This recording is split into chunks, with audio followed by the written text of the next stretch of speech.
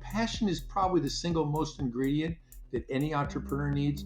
They better do something they love. Okay, if they don't enjoy doing it, they're not going to be successful at it, and they're going to give up it when times get rough, because as an entrepreneur, it's going to get rough. I have no doubt, Benjamin, that you love what you do, right? When you love hosting these podcasts and talking to different people in the world. You love it. You didn't do it for the money, did you? You did it because you love doing it. It was a vision and a passion. So that's true with every entrepreneur that you talk to. They find something in this business. Since I've been in 2008, I've never worked a day in my life. Never. I just haven't worked. It's not work for me. Now, and our mantra is hello fun. We're all about fun. And I'm going to be honest with you. There's some days where it's hello not so much fun. Okay? Because there's some challenges. Supply chain problems. Somebody doesn't show up to work. There's always issues when you're in business. But 99% of the time, it's hello fun.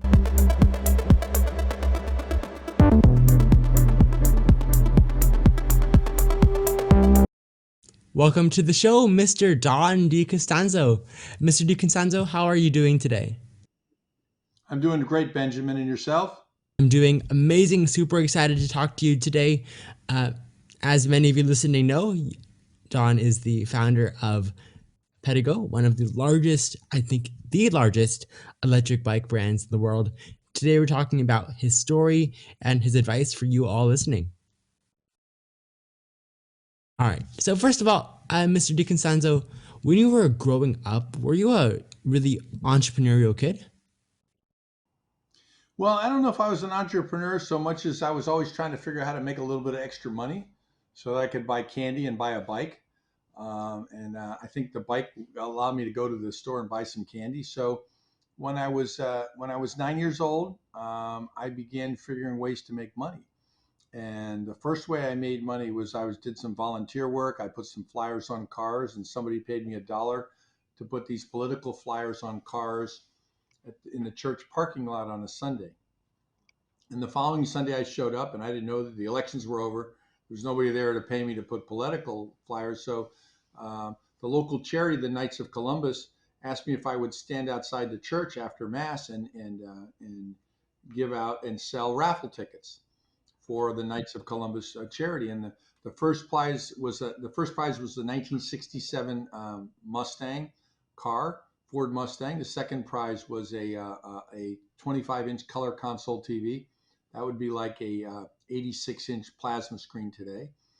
And then the third prize was a mink stole, and none of which I had too much interest in. But they said the tickets were 25 cents each and 5 for $1. So, being the entrepreneurial spirit that I had, I didn't know I had it at the time.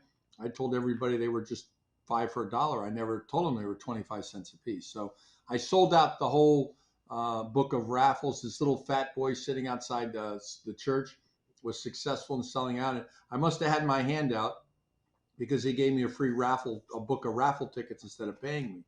And I thought, no big deal. Turns out, guess what? I won the 67 Ford Mustang. How old are you here? 9 years old. 9 years old. So I was just a couple years younger than you. And that turned out to be a great experience. And I got the idea that, wow, you can get rewarded for your efforts. And that was obviously a huge reward. And I never want to win anything else in my lifetime, because I feel like I've won more than my fair share. And then I evolved into selling. I read an article in one of these business opportunities magazine when I was 10 to sell seeds door to door. But I can do that.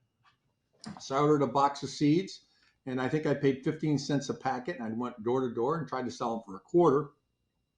And a lot of people had no interest in seeds. They weren't growing gardens. They didn't want to plant any vegetables, and I got shut down. And I kind of learned the exercise of people saying no. And I didn't take it personally. And then I'm reading the same business opportunity, and it said, sell something that everybody needs. And it's light bulbs.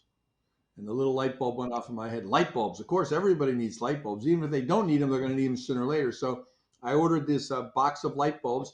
They were 10 packs of 4 light bulbs at the time, and they were $10. And you would buy them for $10, and you would go out and sell them for $2 a pack or $20. So I sent off my $10. These light bulbs arrived, and I went door to door. And lo and behold, everybody needed light bulbs. And so I was successful selling these light bulbs door to door when I was 10 years old And I did that for 2 or 3 years. Whenever I needed money, I'd take that box down off the shelf. I'd go, there was a carton with a handle on it. I'd go door to door. I'd sell some light bulbs.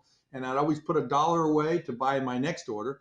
So I'd sell the 10, I'd put 10 away, and I'd have 10 spending money. And for a 10-year-old money, that'd be like $100 today. Okay. It'd be a lot of money. And I learned then about margin and high dollar. So selling a 15-cent seed for a quarter, I made 10 cents. Didn't excite me very much. Sell a pack of light bulbs, which everybody needed. It cost you $1, selling for $2. I learned two very important messages. Number one, margins, make a good margin. And number two, make sure you sell a higher ticket volume so your effort, even if you had bought something for a penny and sold it for 10 cents, you still only made 9 cents. You buy something for $1 and sell it for two, you made $1. So you can multiply those numbers. So during that time, I mowed lawns. I babysat. I did anything I could to make money. And then when I was 14, I got a job selling New York Times subscriptions door to door. And this guy would pick me up in his VW bus, and he would take me and a whole group of a clutter of a gang of the rest of us and take us to different areas of New York City and go door to door and knock on doors to sell New York Times subscriptions. And there, you'd get $1 for every one you'd sell. And if you sold 6 in one night, you got a $5 bonus. So I was always determined to sell 6. Some nights I flunked out and sold none. Other nights I would sign 6. And then once I did that, that was, and it would work from 4 in the afternoon until 7 at night, and then collect us and drive us home. And we lived in Connecticut, and he would take us into New York, sometimes some not very nice areas. So I learned to learn about some of the ghettos, and believe it or not, people in the ghettos still bought New York Times subscriptions. So that kind of remarkable. Then I started, when I turned 15, I started buying and selling cars. I bought a 65 Ford Volkswagen and fixed it up. And then I crashed it one night in the snow. And so my neighbor, I paid $35 for it, but my neighbor wanted to build a dune buggy. He says, I want to buy that from you. And I said, okay, how much is it worth to you? I'm thinking I'd be lucky to get my $35 back, but maybe if I get 25. He said, I'll give you $60 for it. And I said, boy, that's a little light. He goes, well, you crashed it. I said, how about 75? And so he bought it for $75, and he turned this beautiful Manx dune buggy. So even though you have a lemon, somebody can figure out how to make lemonade. And then I began a career of just buying and selling anything I could get my hands on, mostly cars because they were a high ticket and high volume, and kind of worked my way up as an entrepreneur with a high ticket item. So when you were selling things like seeds, the New York Times, subscriptions, light bulbs, what was so appealing? Was it that thrill of making the money? Was it spending the money? Was it talking to people? Well, I'd say it's all the above. Interesting. Those are probably the three things I say. I can't say no to either one of those. I enjoyed talking to people. I enjoyed helping people out. Realizing that if the lights went out, they would help them a light bulb. When I skipped a step when I was, I think, 13. I discovered that I could make money installing telephones for the neighbors. Back then, the telephone companies are regulated, and if you want an extension in your bedroom or your basement, you'd pay $1 a month for it. They include the phone and the installation. Well, I found on the back of the New York Times thing that you could buy these old cradle phones for $9.95 plus $1.50 shipping and handling. So for $11 and change, I would buy these phones and I would install them for the customers. Probably not perfectly legal at the time, but not illegal either.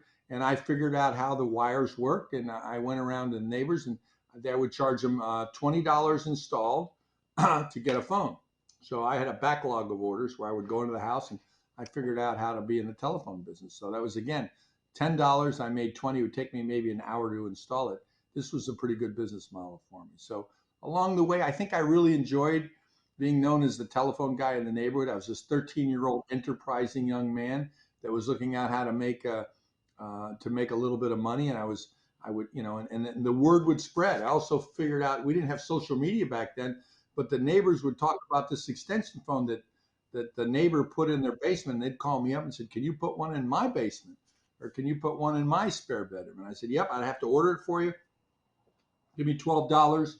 I'll order it for you. When it comes in, you owe me $8 more once it's installed." And I had everybody in the neighborhood with an extra phone in their house. Sometimes they ordered two. So, Mr. DiCostanzo, you were spending all your free time, or a lot of it at least, on these type of side hustles to make the extra buck. How are you doing in school?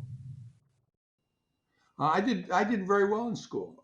School was always. I think I went to school because I enjoyed the social aspects more than anything, and I wanted the accolades for doing well. But I have to tell you that when I was in the third grade, I went to a Catholic school, and we went there first grade, second grade, and third grade. And by the time I was in the third grade, I kind of knew how things operated, and had a new teacher that year. She'd come from a different school, and I tried to explain her how things worked around there, and she didn't like that very much. She called my mother up and said, "Your son's trying to run my classroom." And I didn't think I was trying to run her classroom. She just didn't understand how we did things. I was always trying to explain it to her. So I think that's when my mother pulled me out of that school and said, "My son's got some leadership skills. I think you're kind of beating him down a little bit." So she ended up changing me out and sending me to a public school where they gave me a little more freedom. You were this hustling kid, also smart in school. You know, you learned a lot, growing up, and now you're, I don't know, 17, 18. You're about to enter college. This is the late 17 or 1970s. Was becoming an entrepreneur right out of high school an option for you? I don't think the word entrepreneur even existed when I was that age. I don't think that it was never anything in my vocabulary. I just knew I wanted to be in business for myself, and I wanted to do things that were entrepreneurial. So when I was in high school, I got a job at Pick and Save, which was like the dollar store today, and stocking shelves. I was there for exactly 1 hour, and I quit because I was just trying to make a money. We just moved to California, and I was trying to figure out how to make any money. And I was just looking for a job, and they said, "Come here and make some money." So I went there, and I was determined that day that I would never do that again. That I didn't want to be the person stocking shelves. So I went through the newspaper again, and I found a job that said, um, "Make a great living, $1,000 a month selling cars. You don't have no experience necessary. We will train you." And I just turned 18. So, and minimum age requirement. I said, "Heck, I can sell cars." So I went down there and interviewed for the job, and I got the job. I was given training for about an hour. They said to number one, and this is stuck to my whole life. Number one, people don't buy anything from people they don't like, and they don't buy from companies they don't trust. So the first thing you need to do is you need to convince them that this is the right dealership to do business with. So okay, so they told me, we're a 5-star dealer. We have all these awards. We got a great service department. They told me all the great things about the dealership, and I got that. And they said the next thing you got to do is you got to sell yourself. You got them to get them to like you, because people don't do business with people they don't like. So number one, sell the company. Number two, sell yourself, and then you sell them the car. And if you go out and get them settled on a particular car, I will close it for you. All you got to do is do these three things and then bring them to my office, and I will close the deal. So I did it. In my very first month, I sold 19 cars. I was the salesman of the month. I did everything they told me to do. I followed all those things. I brought him to the office, and I had this great guy that was the manager that taught me a lot. And he taught me that, do all the steps right and you'll be successful. And they gave me a brand new Ford Granada Ghia as a demo, which was a luxury car at the time. I thought, wow, this works. So the next month, all the other salespeople were jealous. So they started telling me how I was doing all things wrong. And I listened to them. And the next month, I sold 8 cars. And they took away my Granada Ghia, and I got a Pinto. And then I learned to stick to my gut and not listen to what other people tell me, but go with what that works the best for you. So that was a pretty good learning experience. So that was when I was 18 years old. I went to college. During college, I worked at during my off time. I ended up getting a job at a Jaguar Triumph MG dealership, and I worked in the used car department because that's the only place they had an opening. And I found out that my specialty was selling these cars to parents who wanted to buy a car for their child. So whenever any of that customer came on the lot that did that, they would just hand them over to me. And they said, because I had like this really high closing rate. So I got to drive around fancy cars during my breaks in the summertime, and I worked there. And during college, I was on campus rep, and I represented this brand on campus. And anybody that wanted to buy one of these cars, I would take them up there and be able to kind of work part time. So that's how I worked my way through college. Even, you're doing all these side hustles again after or while college, but after school. Even in school, you are, I think, the treasurer and president of one of the largest fraternities, right?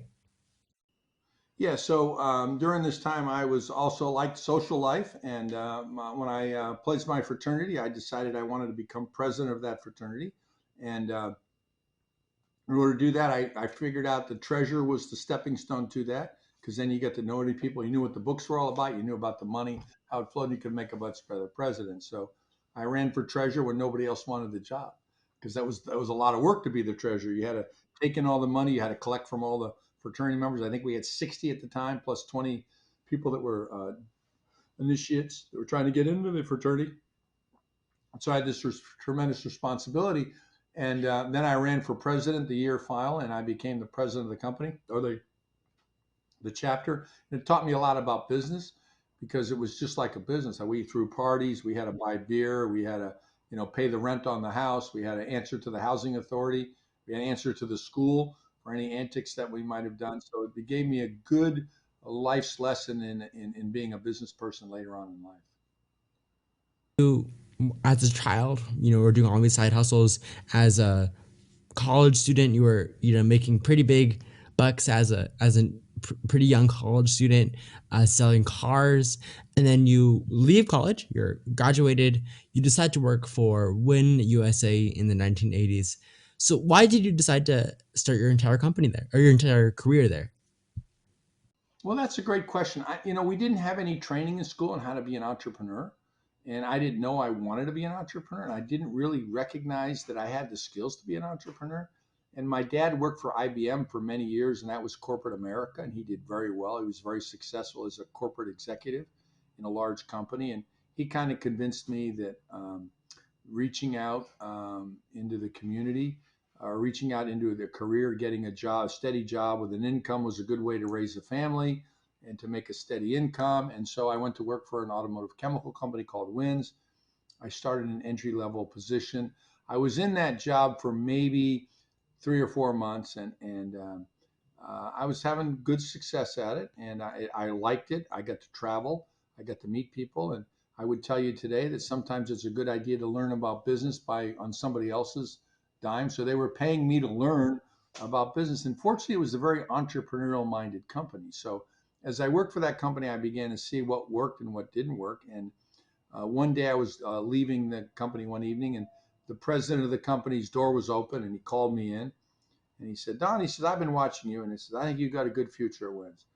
And I said, well, Mr. Borello, I appreciate that. And I'd have one question for you. Do you mind? He goes, no, not at all. Ask me whatever you want. I said, when do you plan to retire?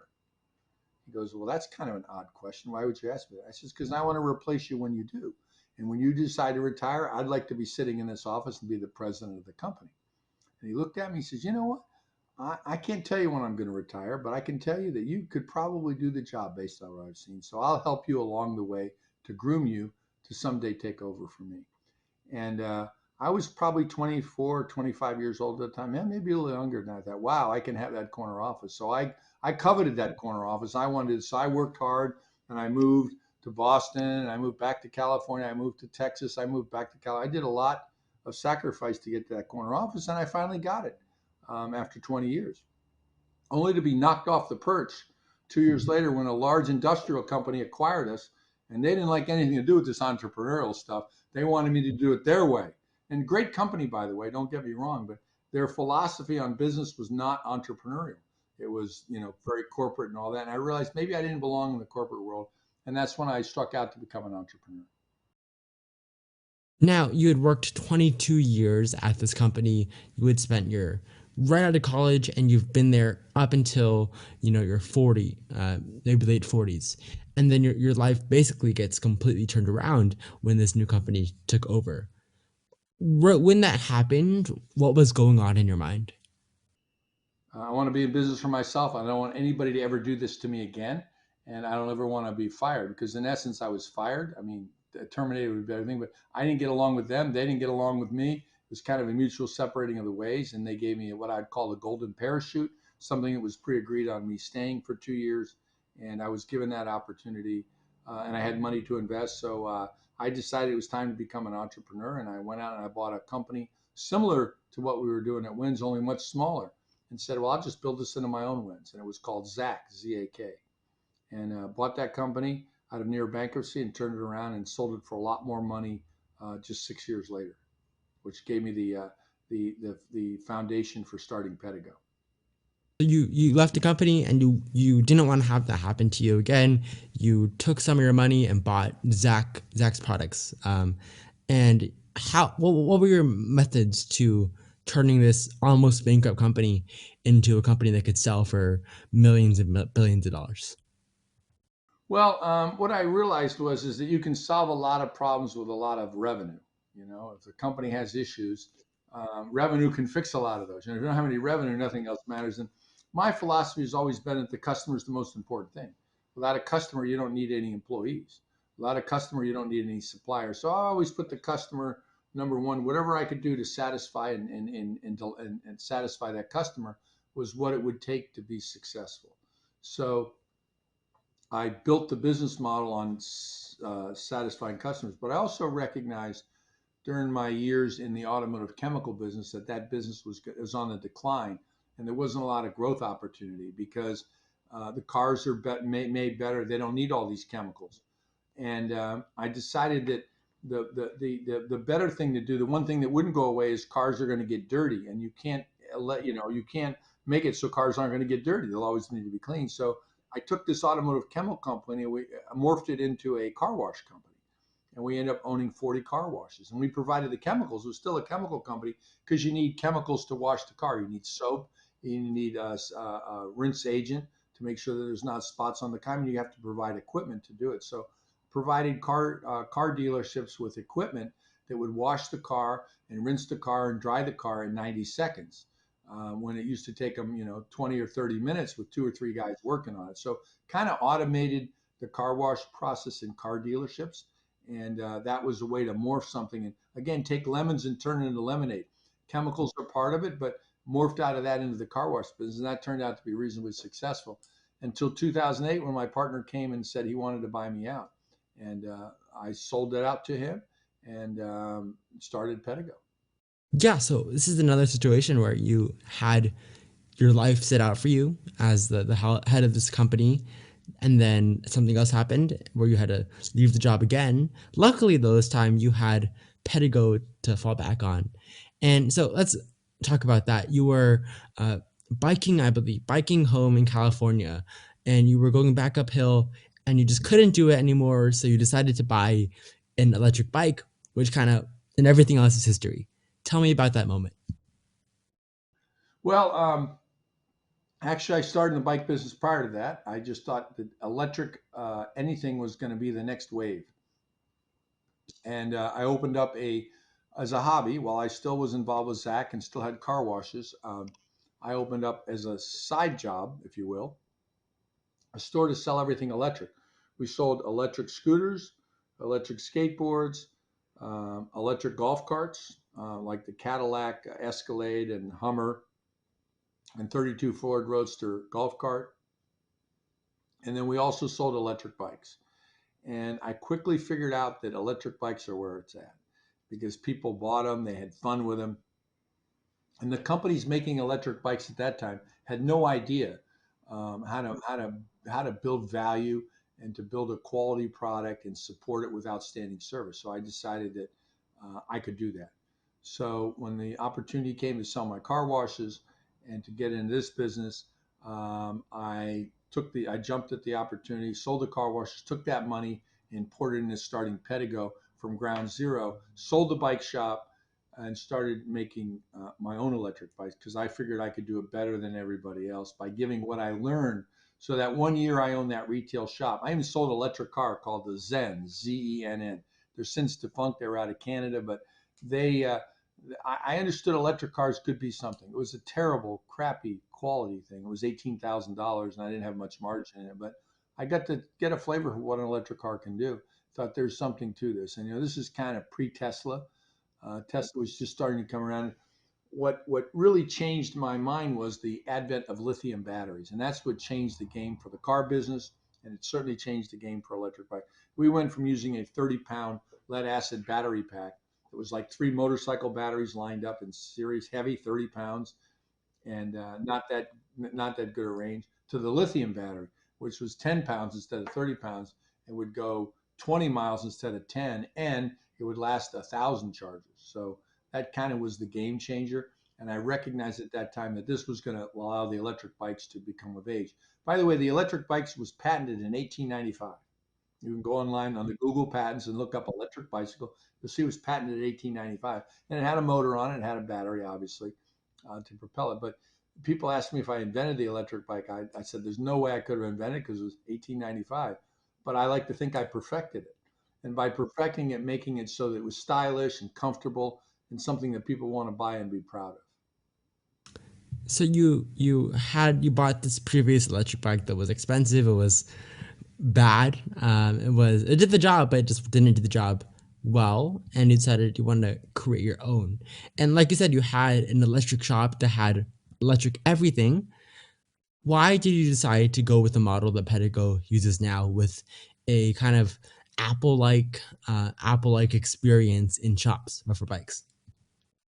Well, it didn't happen overnight. It was an involvement. It was a learning experience. First, we tried, first of all, the design of the bikes. I said, I just want comfortable bikes that look good. And I learned two things. Number one, that men want to know how fast they go, and the women want to know what colors they come in. So I decided I would make fast bikes that come in cool colors because then I get the men and the women satisfied. And it turns out that about almost 70% of all the bikes we sell are sold to women because we make a lot of different colors. And the women don't care about all the other stuff. The other thing that everybody was concerned about, how far will they go? So I decided to make batteries that would go a long distance. And so I was successful in designing those products. But the challenge was distribution. How do we get them to the customer? Customers weren't going to buy them online because they didn't know what they were and they couldn't try them out.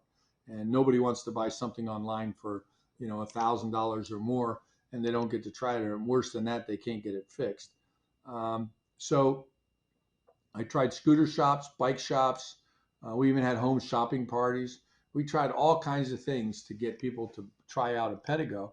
And for 2 or 3 years, we really struggled with it. We never could find the right thing. We had a scooter shop, we had a bike shop. We couldn't get any critical mass. We sold some direct, didn't sell very many online, but a few. And then in 2011, one of our customers came to us and said, I would like to open up a shop in Huntington Beach and do nothing but sell Pedegos. I thought, wow, we could call it a Pedego store. Good idea, but you have to rent them too. He says, what do you mean I got to rent them? I says, because that's how people learn and they experience it. They rent it. Don't try to talk them to buy one. Tell them to rent one first. And if you rent one, then they might like it and buy it. So little did I know that same concept is now 200 stores strong. Rent them.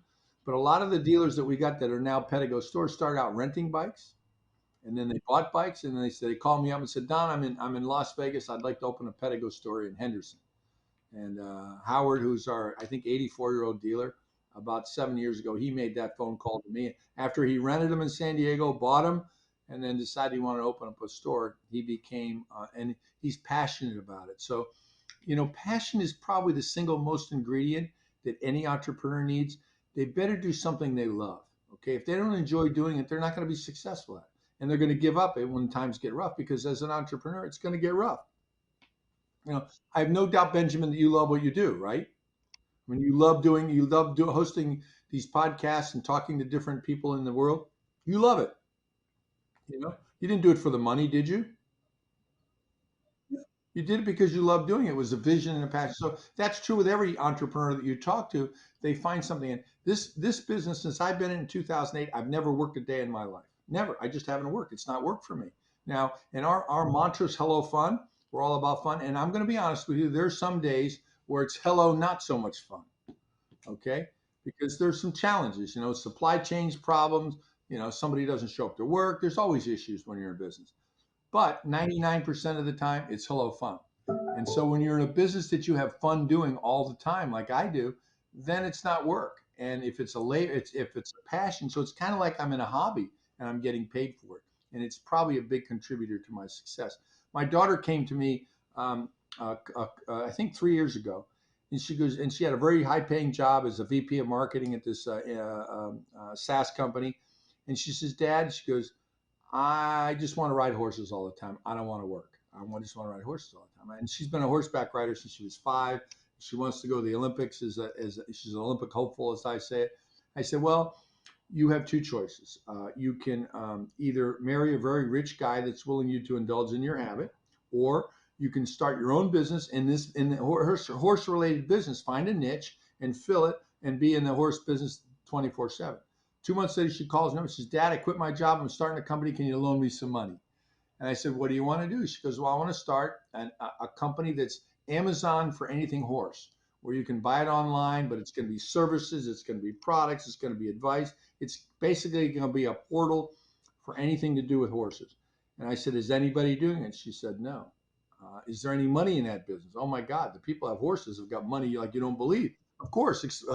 I said, "Let's do it." So I loaned her a little bit of money, and she launched Equivon. And she'll tell you today, you should interview her. She's just done her first few podcasts. I'll introduce you to her. And she'll tell you the same thing I'm telling you now, that now it's a labor of love. And she's never worked a day in her life since she started the business. Yet she's doing very, very well. And she's very successful in doing what she's doing. And she's a lot younger. She figured it out at 30 as opposed to 50 when I figured it out. So a couple of things I want to unpack. First of all, when you were creating this electric bike company, you decided to call it Pedego. Why? Um, First of all, I'm a marketing major. I went to school and I got a degree in marketing. And I knew that the best companies are two syllable. Apple, Nike, go down the road. You could Uber, these brands, Starbucks, two syllables. So you try to get two syllables, but it's not easy to get two syllables because you have to find a name you can make up. And I wanted to be something relevant to what we did. So I looked at a lot of different names, and then I'd come up with this name, and I'd go on GoDaddy, and I'd say, "Is this URL available?" No. "Is this URL available?" Finally, I came up. I was trying everything with pedal in it. Let's pedal. So it was Pedal Go, and it was all that. And then all of a sudden, I said, "Pedal Go, Pedego." Oh, that'll work. So I look online, and look, Pedego was available, and some technology company had it years and years ago and abandoned it for like 8 years. So it was like one of the original. I think the original date was like 2001 when somebody actually bought the URL Pedego. So Google thinks it existed for longer than it has. Yet in 2008, when Pedego was formed, we're able to buy the URL Pedego. And what it means is pedal, add a little bit of E, which can stand for energy or electricity, energy coming from you or electricity coming from the battery, and then you go. And if you look careful in it, you'll see that there's a little plug and a little outlet in the letters. In the D, it's a plug, and there's an outlet on the O. That's super. That's super smart. That makes sense. Like ped. 3 syllables. It's 3 syllables. It's 3 syllables. But we had we couldn't have everything. Like as an entrepreneur, you don't always get everything you want. And then you got to just take that name and roll with it. Yeah, it stuck. I mean, in Europe, in Italy, they say Pedego. In other parts of Europe, they say Pedego.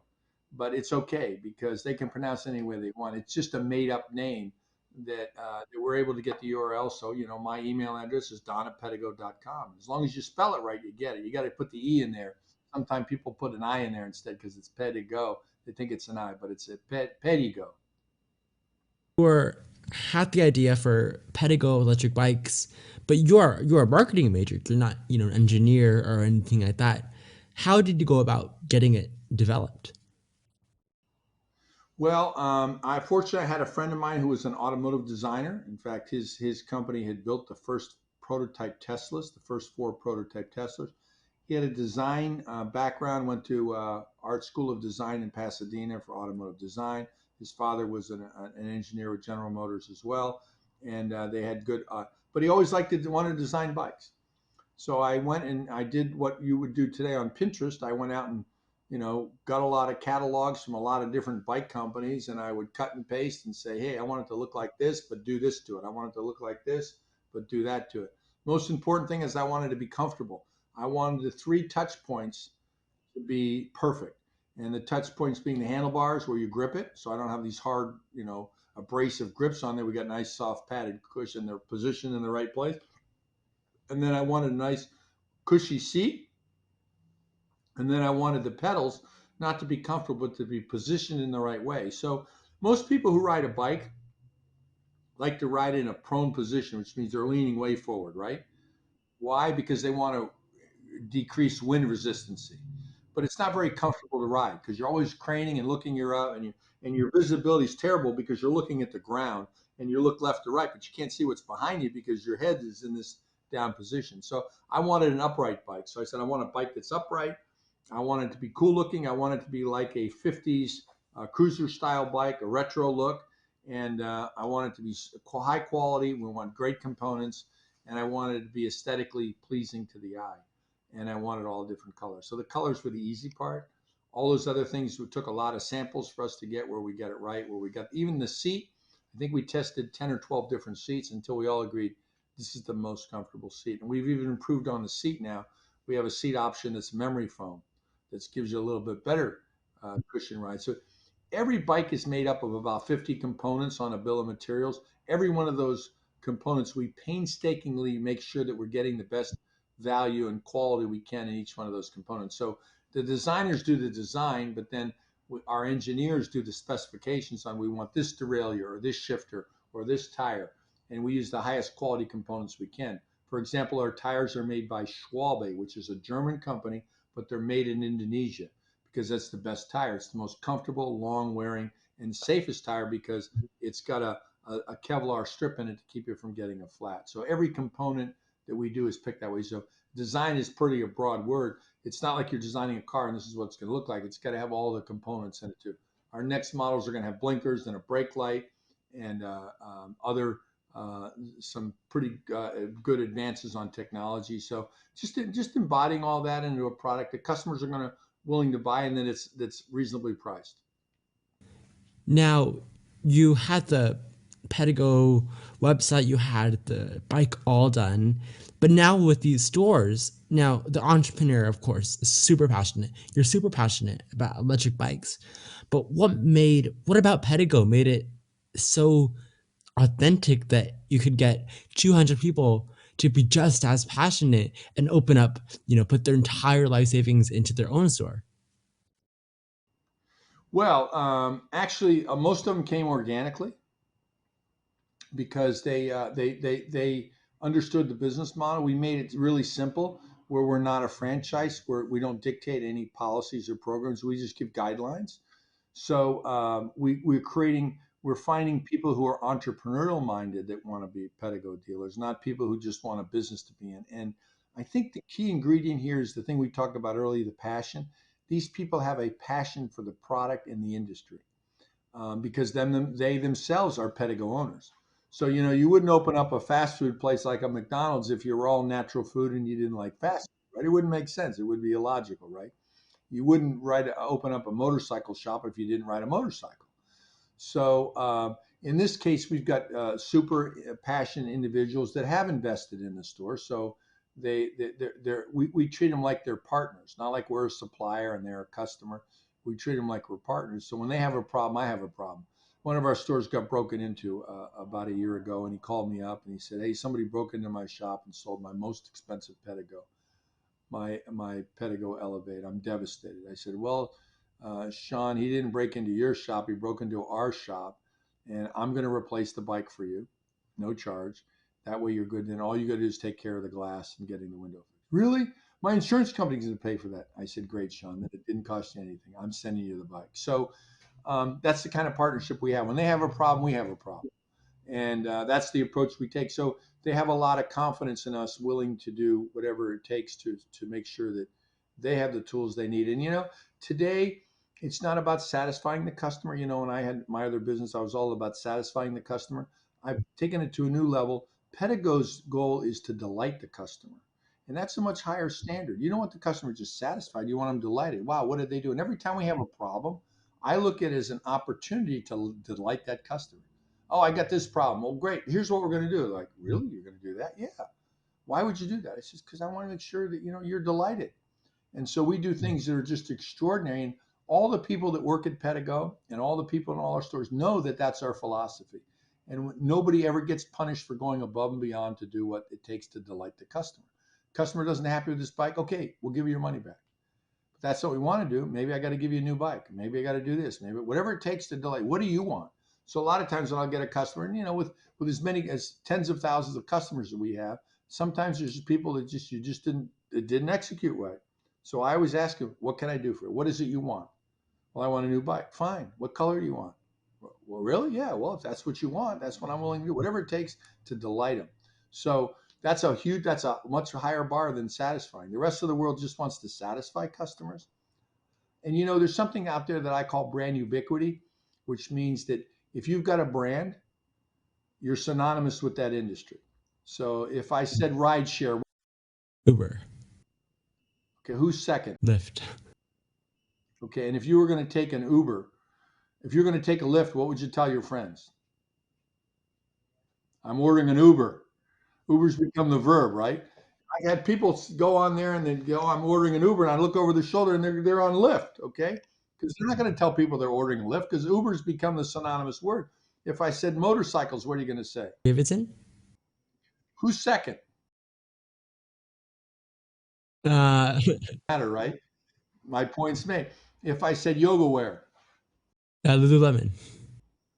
who's second? No idea. Coffee shop. If I said coffee shop, what are you going to say? Starbucks. And if I said electric bikes, what are you going to say? There you go. Ah, there you go. All right, that's the game. So that's the game we play. I teach a class on it. I call it brand ubiquity.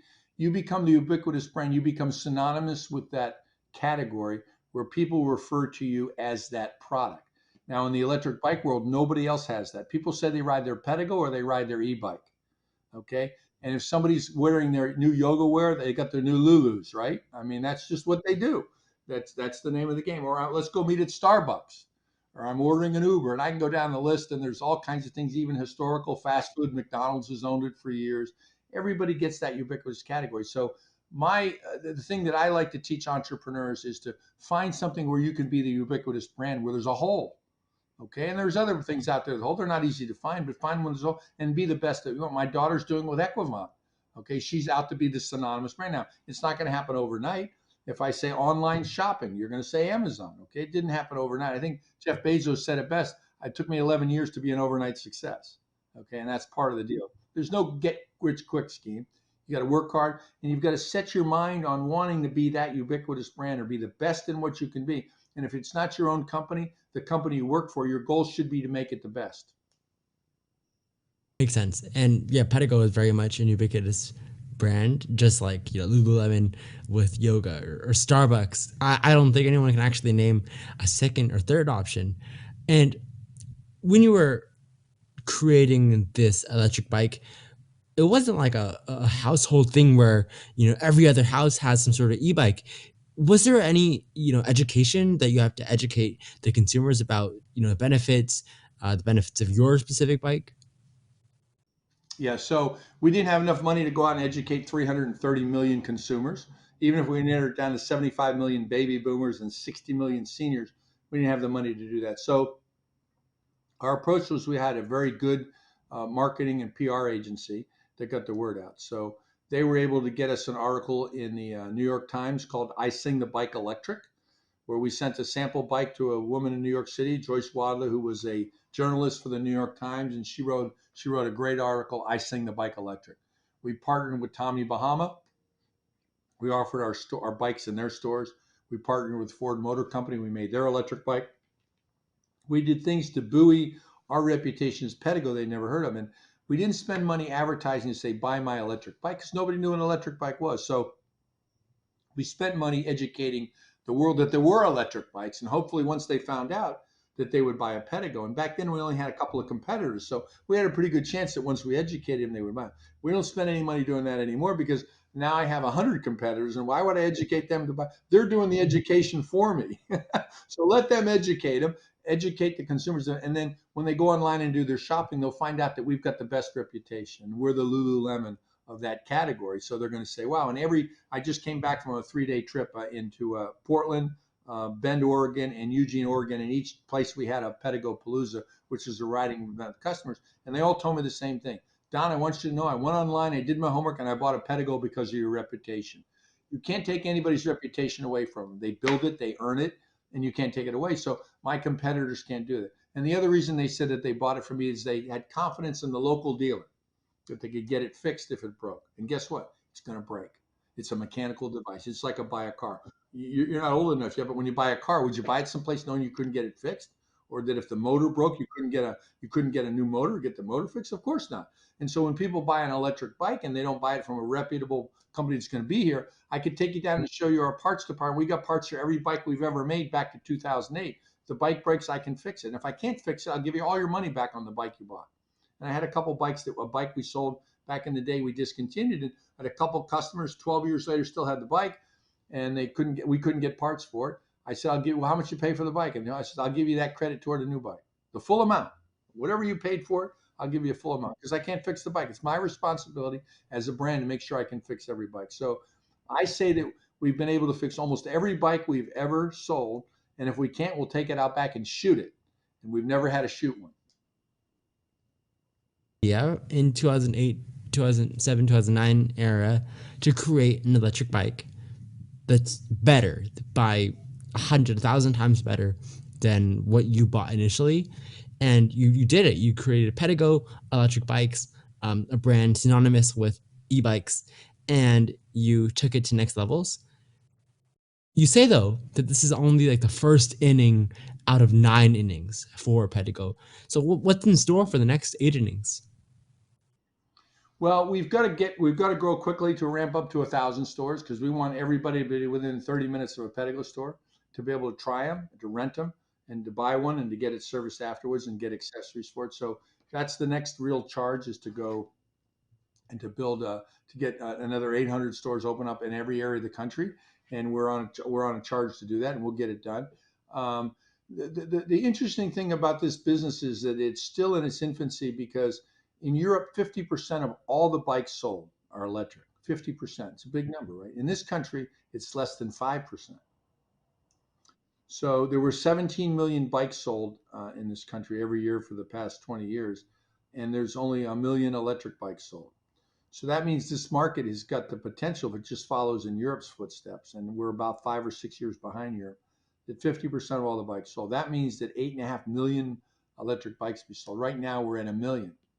So we can sell 8.5 million. We just have to grow with the market and provide the delight the customer. I mean, as we can delight the customer at every step, and it's going to be a bigger challenge as we get bigger. I'm not.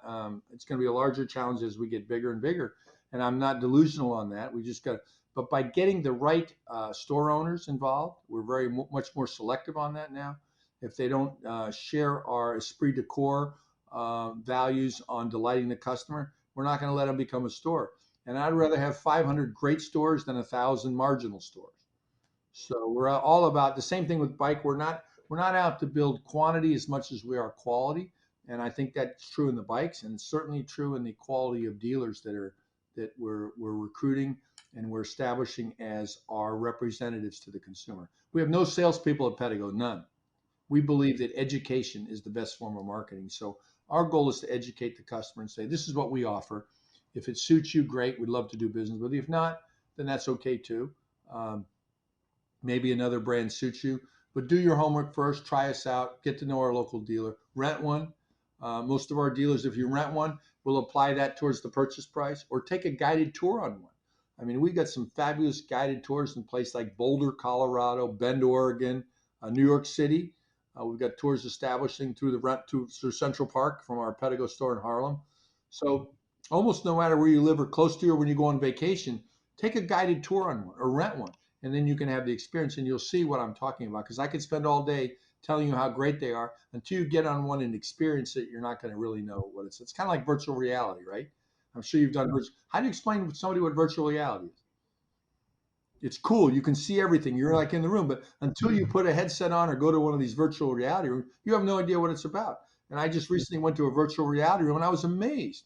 I went up elevators, went across rivers, and shot at people. They shot at me. I got killed a million times, but it was unbelievable. And I could spend hours trying to tell somebody what it was about, but in 5 minutes I figured out.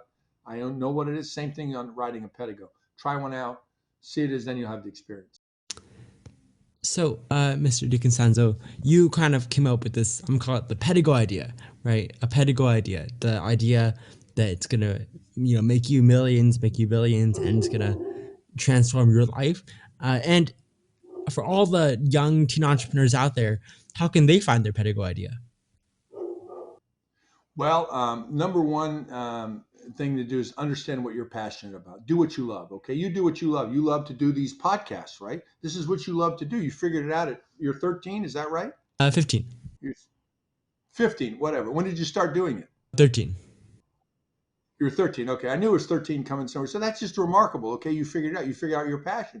You could become the world's most famous podcaster. Okay. If you set your goal on it, it's within the realm of possibility. And there's a good chance you can win that because I don't know too many other 15-year-olds that are doing it. Okay. The same thing true with Pedego. Nobody else is intent on being the ubiquitous brand. They're all just trying to sell bikes. Okay. You're not out to sell bikes. You're out to promote your brand. You're out to get people to listen to you, to have good articulate questions, to prepare. By the way, you're the most prepared person I've ever met in any of these Zoom interviews I did. You sent me a list of the types of questions you're going to ask. Nobody ever does that. They get on here and I can wing it either way, but I was very impressed by that. And so you have a passion for it. So everybody needs to find their passion. If you like to swim, then you need to go to work in the swimwear. You know, you need to work for a swimwear company. You need to design a goggle.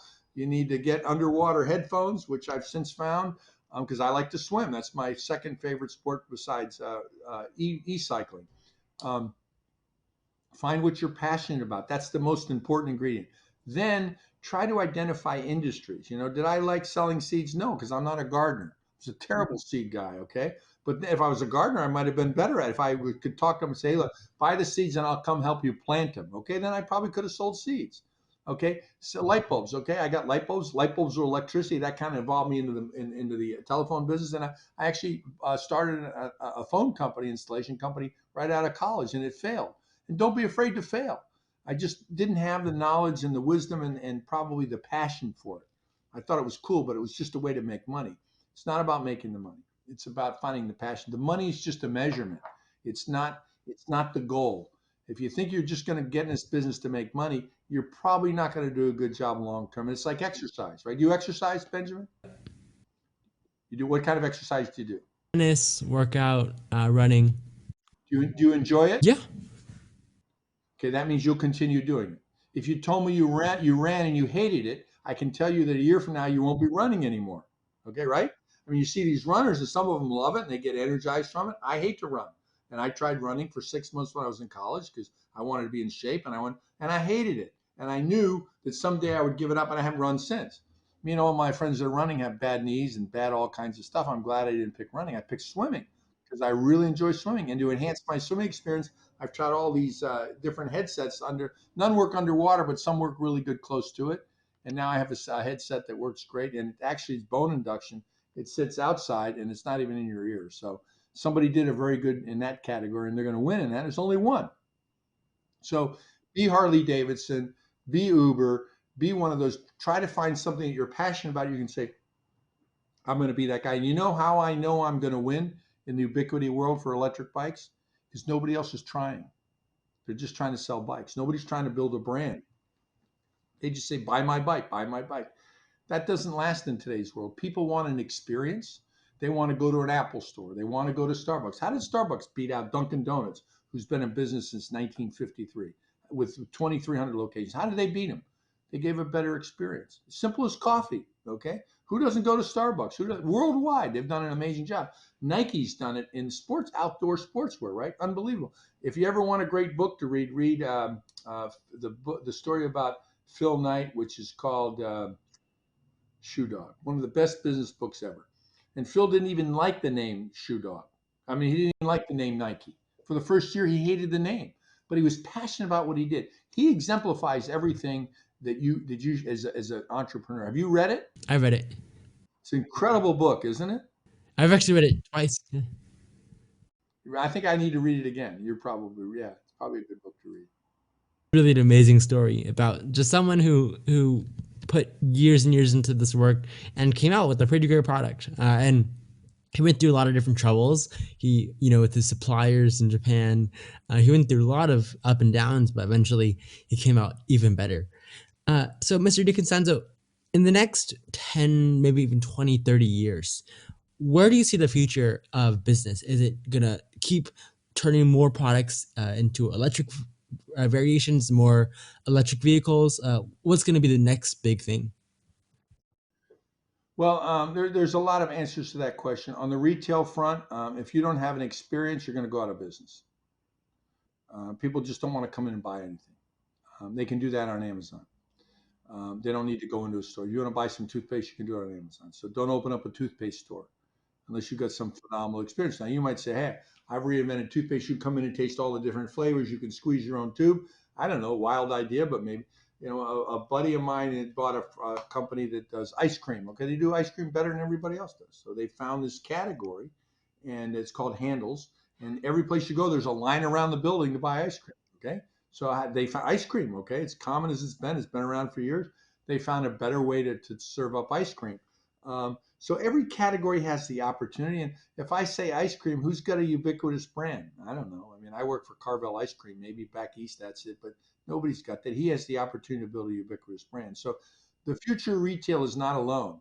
If you want to open up a retail store, you better be affiliated with somebody who's got brand prowess, that's got some brand ubiquity. Because if you open up Benjamin's Electric Bike Shop, I promise you, you're going to fail. You may not fail this week or next week, or it may last a year or two, but you're not going to last forever if you want to be Ben, unless you think you can outdo Pedego.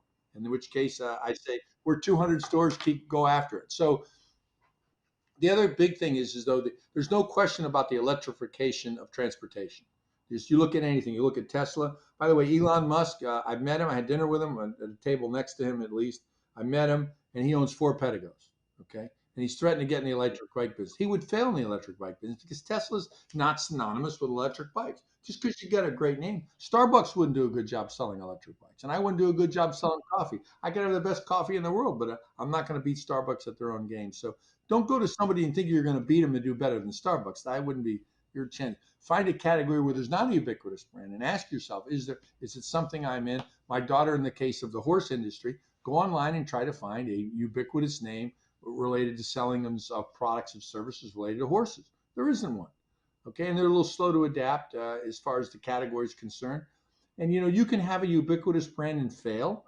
Blockbuster would be a good example. You may not be old enough, but we used to go to Blockbuster and rent movies, right? What happened to Blockbuster? They had 2,700 locations. How did they go from 2,700 to one? Netflix. Well, yes, but Netflix would do mail-in DVDs, and the president of Blockbuster said, "We're never going to do that because we want people to come into the store and buy popcorn." Buy popcorn. Okay, that's what they're worried about, making a few pennies selling popcorn. Like, really? You're gonna and so they ruined the whole business. And so the business lost, and they were asleep at the switch. So you can get brand ubiquity and lose it, and now Netflix owns it. So now if I say watch a movie at home, everyone's going to say I'm going to get a Netflix this weekend. Even if they're going to watch Showtime, even if they're going to watch HBO, they're going to say, I think, well, let's do a Netflix tonight. Okay, that's a brand ubiquity, and you can lose it. So you can't take it for granted. So find that category. And by the way, the future of the business, electric cars. Tesla established after General Motors and Ford failed at electric car business, particularly General Motors in a big way. Tesla proved it could be done. They were in the right place at the right time, and they built brand ubiquity. Right? If I say electric car, and you're going to say Tesla, who's second? Hello, nobody. Okay, they're all kind of be wannabes. In the bike business, if I said name a brand of bikes, what are you going to say? Bikes, just bicycles. Um, Nothing. Exactly. There's an opportunity there, right? But that's not the business I'm in. But they have not. Most people would say Schwinn because that's the name that they know. If you're Asians, you typically say Giant. Those are the two brands that are there, but they're not ubiquitous. They're just probably the best known. So there's an opportunity for somebody who wanted to be in the bike industry to build a ubiquitous brand. The largest companies are Trek and Specialized. They've done nothing to build brand ubiquitous. They're probably the worst marketing people I've ever seen in my life. And the Specialized stores are particularly interesting. They go by and there's a big S on the building, like Superman. Okay, we're all supposed to know what that is. It doesn't say it's electric bikes. Doesn't say it's bikes. They just says we're S. I'm in the bike business. I go, what the hell is that? Oh my God. I think that might be a Specialized store. Oh yeah, look in the window, there's bikes. Only because I'm in it did I know. But that's not brand ubiquity. That's brand arrogance. you know. So you got to build a name where someday you can have, just in our case, the P for Pedego. So we're still saying we're Pedego. We're not bold enough to say the P stands for Pedego, but someday we could. And the best example of that anywhere is probably Nike. Everybody sees that swoosh and they know it's Nike. They don't have to put their name on it. McDonald's has got the M. Uber's got the U. It's all that's brand ubiquity where you're just down to, I don't know that Lululemon has it, but they got something better. They just say my Lulus. That's just a great name. Mr. DiCostanzo, my last question for you. If you could go back now to when you were 18, knowing everything that you've learned, knowing that the power of entrepreneurship, the potential you had in it, what would you have done differently? Well, first of all, I would go to work for entrepreneurial minded company. Okay, not everybody at 18 years old has vision like you do. Okay, you're a unique individual. Most of us are kind of finding our way. What am I going to do? When I was 18, I liked cars, so I got into the car related business. I didn't want to sell cars because I tried that and it was okay for a while, but I didn't want to be a car salesman. So I went in the auto in a related. I went in the automotive chemical business and I worked for a big company. Um, the best education today is to go to work for the most entrepreneurial companies you are. If you want to be a chef, go to work for a Michelin star restaurant. Okay. If you want to open up a health food grocer, go to work for Whole Foods or Mothers. Go to work for one of these markets that's out there. If you want to, if you want to be a singer in a rock and roll band, go as a stagehand. You know, I went to college with Kevin Costner, and Kevin's done a phenomenal job being an actor, and he was determined to be an actor, and so he went into Hollywood and pulled curtains, whatever that means, on stages, and met and you know and happened to run into the right people, and they ended up casting him in a movie. By the way, which he was cut out of. It was I'm trying to think of the movie where the guy died. And anyway, he was casting that, and then at the end of the movie, they decided not to have the flashback. So in a movie that he was like going to be the star, he got cut out. His first movie, they cut him out of it. You know, a tragic story, but then they made it up to him, and they put him in a movie. And I think No Way Out was it, and then he became a fabulous actor, director, producer, and just became a legend in the bike. And he's brand ubiquitous. You say actors, he's going to be on the list of 10 top 10 best actors. And so he built a brand about himself. So every category has the opportunity. But the key thing that he had in building a career as an actor is no different. He built his brand. I mean, people know who Kevin Costner is. So build your brand. Be on LinkedIn. Be active. Post, comment, support others. Be positive. Don't criticize anybody. There's no reason to that. There's these social methods, John. Be on Facebook. Be on Instagram. Build your own personal brand. And I give you that same advice, Benjamin. Build your brand. You build your brand by attaching yourself to other people. You know, I'd like to think I'm going to boo you out, but if you've got an interview with Elon Musk or Richard Branson, you'd get a lot more creds than you did with Don DiCostanzo. But you're not going to start with them. But you can start with people like me, and you can build up your credibility. People are going to say, "Wow, that was a great interview. Benjamin did a good job. I think I'm going to interview that." And it may take you years to do it, but don't give it up. Put a list of the top 10 people that you want to interview, and you got a great story yourself. I mean, I was very intrigued by you being such a young man going out and doing this. And let's face it, you don't have to invest a lot of money, do you? You went out there and just did it. Say, look, I don't have a lot of money. I'm just going to go build a brand. Got yourself a headset, a microphone, a computer, and started interviewing people. And I'd be honored to hear some of your interviews later on with some of the more famous people in the world. But you don't start that way. And I didn't start with Pedego by coming out and saying I'm the best bike in the world. Right. And yeah, I think that's super important is just building that brand for yourself is becoming the the biggest thing now in anything, whether it's entrepreneurship, whether it's being like a social media influencer, whether it's being actor, just building that brand for yourself. My last question is if you were to go back to when you were 18 again and you could tell yourself that you could tell yourself one thing, what would that one thing be? Um, Find something that I'm passionate about and stay committed to it.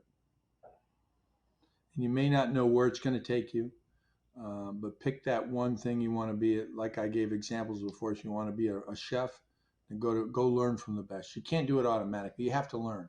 And fortunately, there's so many tools online where you can learn and study and master your craft. I know all my competitors. I know their names. I know their approximate volume. I know where they sell their. I know everything about my competitors. Now I don't obsess over them, but be yourself. Don't try to be them. I just try to look and say, hey, they might have a good idea here. That might be a good idea. But my brand is Pedigo is unique to what we do. It's not trying to be anybody else. Don't try to be anybody else. Don't try to be Starbucks. Don't try to be Lululemon. Well, I'm going to knock Lululemon off their perch. I'll show them I got a better model for it. You know, that create your own. And when you're 18, you might have a hard time figuring out what it is, but go into a category that you like and stick with it. And maybe it'll take you somewhere. I was in the automotive. I went from eco-terrorist to ecopreneur. And I didn't know I was an eco-terrorist, but I was. I was selling stuff for fossil fuel burning automobiles. Okay. I didn't realize at the time. I just thought cars were cool, but it's a different world now. Now I'm an ecopreneur. I live in a solar powered house. I drive an electric car. I own an electric bike company. I'm in a business where what I do is me. It's my personality. But I did it by promoting myself. I like to think I'm an influencer or a thought leader on LinkedIn. I've got, I don't know, maybe 8 or 9,000 followers on there. I'm not Richard Branson, but in my category, I'm the winner. There isn't anybody else in the bike category that has as many, in the electric bike category, as anything close to what I have, because I worked it. So build your and maintain your reputation on LinkedIn, because people will look at that and say, what did this guy talk about? What did he comment on? What did he do? If they're looking to hire you, they'll also look at if you're an entrepreneur. Establish yourself as a thought leader would be the best advice I'd get. And start early, start at a young age. You get a much better run at it. Establish yourself at, just be everywhere and establish yourself as someone who's a thought leader, who has influential, inspirational things to say. Thank you so much for coming. And be patient. It's not going to happen overnight. You're not going to happen, right? It's not going to happen overnight for you. No, I don't think so. Start early, put out the best information, best content. It's inspirational, thoughtful. Be patient, and you'll get there.